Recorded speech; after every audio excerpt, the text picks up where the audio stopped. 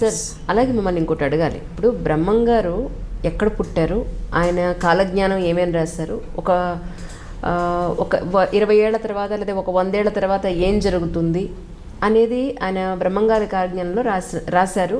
ఆ పుస్తకం నేను చూడలేదు, మీరు నేను చూసారని అడగండి, నేను నిజంగా చూడలేదు. సినిమాలో కానివ్వండి, బయట వాళ్ళు చెప్పే విషయాల్లో కానివ్వండి, మీరు దాన్ని కూడా అబ్జెక్ట్ చేశారు. బ్రహ్మంగారు కాలజ్ఞానం అనేది కాదు, ఆయన ఇక్కడ లేదు అని. ఏ విధంగా మీరు చెప్పగలిగారు? అక్కడ యాక్చువల్లీ ఆయన పుట్టిన ఊరు ఉంది, ఆయన రాసిన పుస్తకం కూడా ఉంది కదా, కాదంటారా?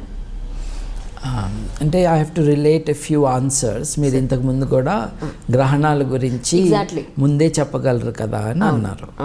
వి will address all of them. Please. Brahmam గారి కంటే ముందు పుట్టిన ఆయన పేరు నోస్ట్రాడామస్. ఆయన సైన్స్లోకి వెళ్ళారు? లేదు, నోస్ట్రాడామస్ సైన్స్ ఏమీ లేదు. నోస్ట్రాడామస్ అనే ఆయన ఫ్రాన్స్లో పుట్టిన ఒక astrologer who was also a physician, అప్పటి డాక్టర్. Okay okay. నోస్ట్రాడామస్ ఇచ్చిన ప్రెడిక్షన్సే అన్నీ నిజమైనాయి.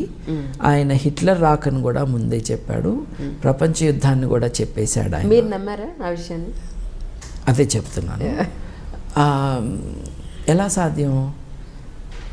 సాధ్యం అవుతుంది, ఎప్పుడు ఏది జరుగుతుంది అని ఇన్వెస్టిగేట్ చేశారు. నేను చేయలేదు, ఆల్రెడీ చేసిన వాళ్ళు ఉన్నారు. దాంట్లో తేలింది ఏమిటి అని అంటే, నోస్ట్రాడామస్ ఒక ఇంటాలరెంట్ సొసైటీలో ఉన్నప్పుడు తను రాసింది ఎవరైనా క్లియర్గా అర్థం చేసుకుంటే చంపేస్తారని, అప్పుడు చర్చ్ ప్రతి ఒక్కరిని చంపేస్తూ ఉండేది. ఇప్పుడు ఆఫ్ఘనిస్తాన్లో కూర్చొని కవిత్వం రాస్తా అంటే వాళ్ళు కుదురుతుందా? తాలిబాన్ వాళ్ళు లేపేస్తారు. అట్లాంటి టెరబుల్ కండిషన్స్ ఫ్రాన్స్లో ఉండేవి. క్యాథలిక్ ప్రొటెస్టెంట్ ఐడెంటిటీస్తో ఇబ్బంది. ఈయనేమో ఇంగ్లాండ్లో ఉన్న ప్రొటెస్టెంటిజం వైపు మొగ్గు చూపుతూ ఉండేవాడు నోస్ట్రాడామస్. ఆయన తన కంటెంపరీ ఈవెంట్స్ అన్నీ కూడా అర్థం అయ్యి కాని భాషలో, ఈ కాథ్రా అనే ఫ్రెంచ్లో 4 పాదాల కవిత్వం అది రాస్తూ ఉండేవాడు. దాంట్లో హిస్టర్ అన్న పదాన్ని వాడాడు. హిస్టర్ని పట్టుకుని హిట్లర్ అన్నారు. కానీ హిస్టర్ అన్నది ఒక భౌగోళిక ప్రాంతం. ఏదైనా విషయం జరిగితే ఆయన రాసిన దాంట్లో దీనికి సిమిలారిటీ ఉంటే దాన్ని దీనికి అన్వయించుకోవటం, అడాప్ట్ చేయటం అన్నది చేశారనమాట. ఫైనల్గా తేలింది ఏంటి అని అంటే, కంటెంపరీగా జరుగుతున్న విషయాలు ఇంతకుముందు జరిగిన విషయాల్ని తీసుకొచ్చి దాన్ని ఫ్యూచర్లో మాట్లాడినట్టుగా చెప్పారు అని. ఇది 9/11 గురించి కూడా ఆయన చెప్పాడు. 911 అని ఉంది అని ఆయన రాసిన దాంట్లో చెప్పారు. నిజంగా నోస్ట్రాడామస్ 911 రాశాడు. ఓకే. కానీ 911 అంటే అర్థం ఏంటి? 911 అంటే అర్థం 9th month September 11th date అని కాదండి. 911 ఇయర్ అండి, అంతే. ఓకే. ఆయన క్లియర్గా 911 అని రాస్తే నువ్వు దాన్ని అంతా వేరే అర్థాలు చెప్పటం దేనికి?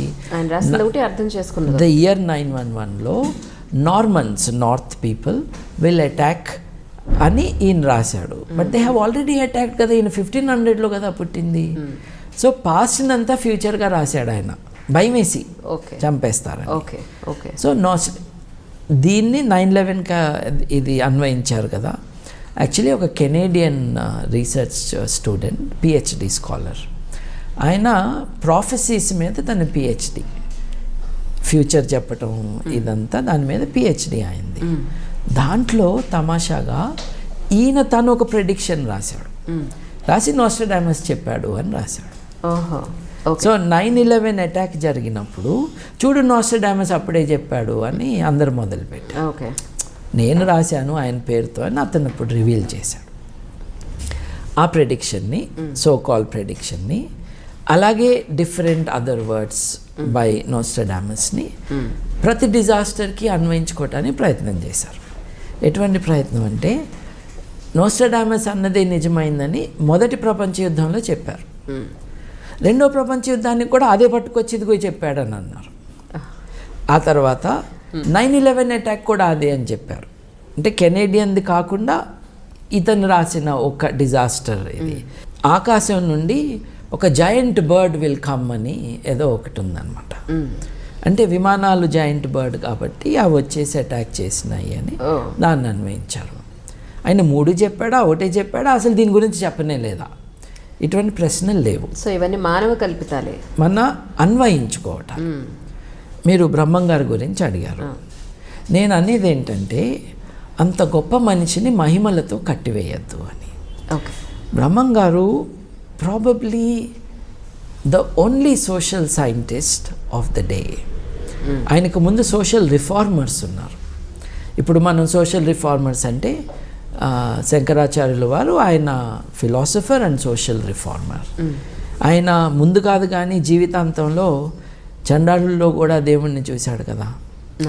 తప్పుకో అంటే ఆయన నాలో ఆత్మనా నన్నా తప్పుకోమన్నది, నాలో దేవుణ్ణా అని అడిగేటప్పటికీ ఆయన రియలైజ్ అయ్యాడు అని అన్నారు. సోషల్ రిఫార్మ్లో ఆ మేరకు ఆయన కాంట్రిబ్యూషన్ ఉంది. రామానుజాచార్యుల వారు ఉన్నారు. ఆయన అందరికీ యాక్సెస్ ఉండాలి, డివైన్ మెసేజ్ అని ఆయన చెప్పాడు. These are reformers. But Brahmam garu even more than a reformer. ఆయన ఆడపిల్లలు రజస్వల కాకముందే పెళ్లి చేసుకోవటం అన్నది తప్పు అని చెప్పాడు. కులాల ఈ డిస్టింక్షన్స్ అన్నవి ఉండకూడదు అన్నాడు. అన్ని మతాల వాళ్ళు కలిసి ఉండొచ్చు అని చెప్పాడు. So that is the reform aspect of him. But for me, the fascinating aspect of Brahman Garu is not simply, though it is very important, not simply social reform, but as a social scientist. Okay. ఈ developments ముందుకు వెళ్తే ఇంకా ఎటువంటి సమాజం వస్తుంది అని ఆయన imagine చేశాడు. కరెక్ట్. ఇప్పుడు డచ్ కంపెనీ అని ఉంది. మనం దేన్నైతే ఈస్ట్ ఇండియా కంపెనీ అంటామో, ఈ డచ్ కంపెనీ అన్నది పులికాట్ లేక్ దగ్గర వాళ్ళ హెడ్ క్వార్టర్స్. అక్కడికి ఈయన కడప 250 కిలోమీటర్లు. ఇది చెన్నైకి దగ్గరలో ఉంటుంది. డచ్ వాళ్ళు they already went to Indonesia. వాళ్ళు 1600 సంవత్సరం 1602 నుండి 1605 వరకు వాళ్ళ ఈస్ట్ ఇండియా కంపెనీ వాళ్ళు పెట్టుకున్నారు డచ్ వాళ్ళు. ఇంగ్లీష్ వాళ్ళు 1600 సంవత్సరంలో రాణిగారి దగ్గర నుంచి ఎలిజబెత్ I నుంచి వాళ్ళ కంపెనీకి స్టాంప్ వేయించుకున్నారు.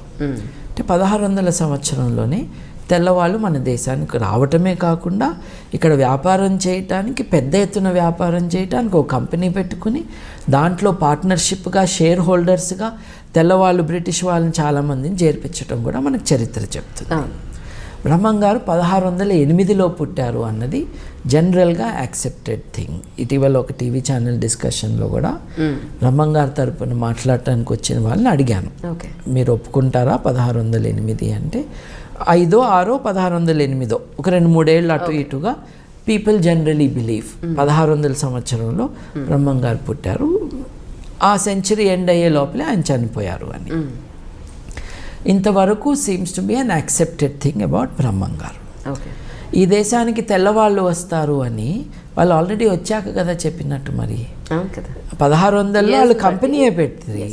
ఈయన 1608లో పుడితే ఈ ఆలోచన రావడానికి ఇంకో 15-20 ఏళ్ళు అయితే అప్పటికే తెల్లవాళ్ళు కంపెనీ ఆరంభం చేసి 30 ఏళ్ళు అయిపోయింది. ఆల్రెడీ జరుగుతూ ఉన్నదాన్ని లేదా జరిగిపోయిందని కొంచెం ఇన్ అడ్వాన్స్గా ముందు ఏం జరగచ్చు అనేది ప్రిడిక్షన్ చేసి చెప్పుండొచ్చు. అది ప్రెడిక్షన్ అని అనకూడదు, projection in to the future of current development. అది ఎంత గొప్ప ఎబిలిటీ అండి. అలాగే వీళ్ళు డచ్ వాళ్ళు ఇండోనేషియాని చాలా, డచ్ వాళ్ళు ఇంగ్లీష్ వాళ్ళకంటే చాలా ఘోరంగా డచ్ కొలోనియలిజం నడిచింది. ఇండోనేషియాని నాశనం చేశారు డచ్ వాళ్ళు. ఇండోనేషియన్ ట్రెడిషన్స్ని కల్చర్ని కూడా స్టడీ చేశారు. ఎట్లా అయితే ఇండియన్ ట్రెడిషన్స్ కల్చర్ని ఫ్రెంచ్ వాళ్ళు ఇంగ్లీష్ వాళ్ళు ఇద్దరూ చేశారు, అట్లాగే ది డచ్ స్టడీడ్ ఇండోనేషియా. ఇండోనేషియాలో మనకి తోలుబొమ్మలాట ఎట్లాగో నీడలతో కథలు చెప్పటం అన్నది వాళ్ళకు ఒక విద్య, వాళ్ళ కళ అది. సో రామాయణం కూడా నీడలతో చెప్తారు అక్కడ, అటువంటి విద్య వాళ్ళది. తెర మీద నీడలు. బ్రహ్మంగారు అదే కదా చెప్పింది, కొత్తగా సినిమా అని చెప్పలా, ఆల్రెడీ జరుగుతున్న విషయం చెప్పారు. అలాగే గ్రంథి అనే ఆయన వస్తారు, ఆయనే గాంధీ అన్నారు. ఏమో నిజంగా గ్రంథి అనే ఆయన వస్తాడేమో ముందు గ్రంథి గాంధీ ఒకటి కాదుగా. But I don't think it is possible. It is not possible to divine the future. Science ప్రకారం కానీ ఇంకే విధంగా కానీ it is not possible to divine the future in this way. You can anticipate. ఒక ఫ్యూచరాలజిస్ట్గా టెక్నాలజీ ఇట్లా develop అవుతుంది, మీరు cinema హాల్కి వెళ్ళి సినిమా చూడక్కర్లేదు, సినిమానే మీ ఇంటికి వస్తుందని చెప్పచ్చు. టెక్నాలజీ వాట్ నెక్స్ట్ అనేది మనం ఆలోచిస్తాం. Absolutely. And that is social science. ఆ ఆస్పెక్ట్లో బ్రహ్మం గారు is unparalleled in his ability to think and to create a human approach to all this. ఆడపిల్లలు ఎప్పుడు పెళ్లి చేసుకోవాలి దగ్గర నుంచి ఎవరెవరిని పెళ్లి చేసుకోవాలి దాకా, కులాలు అడ్డం రాకూడదంటము, మతం అడ్డం రాకూడదంటము, ఇవన్నీ గొప్ప విషయాలే కదా. అట్లాగే వితంతువులు కూడా రాజ్యాలు వెళ్తారు అని చెప్పటము.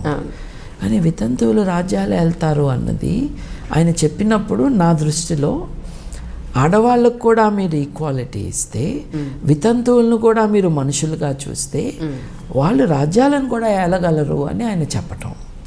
అదిగో ఇందిరాగాంధీ అన్నారు. అప్పటికి ఇండియా లేదు కదండి, అప్పుడు అన్ని చిన్న పిల్ల రాజ్యాలు కదా. ఇప్పుడు ఆయన ఉన్న దేశం కూడా, రాజ్యం కూడా ముస్లింలు పరిపాలిస్తున్న దేశం. సో ఇదంతా భారతదేశానికి అన్వయించుకుంటే ఎట్లా? అప్పటికి భారతదేశమే లేదు కదా. కంపెనీ వాళ్ళు కూడా, ఇంగ్లీష్ కంపెనీ కానీ డచ్ కంపెనీ వాళ్ళు కూడా అప్పుడు కేవలం వ్యాపారం చేస్తూ ఉన్నారు. వాళ్ళు 100 సంవత్సరాలు వ్యాపారంలో వచ్చిన ఖండకావరం కావచ్చు, బలుపు కావచ్చు, ఆ రిసోర్సెస్ కావచ్చు, వాటిని వాడుకుని కదా భారతదేశాన్ని అదుపులోకి తెచ్చుకుంది వాళ్ళు.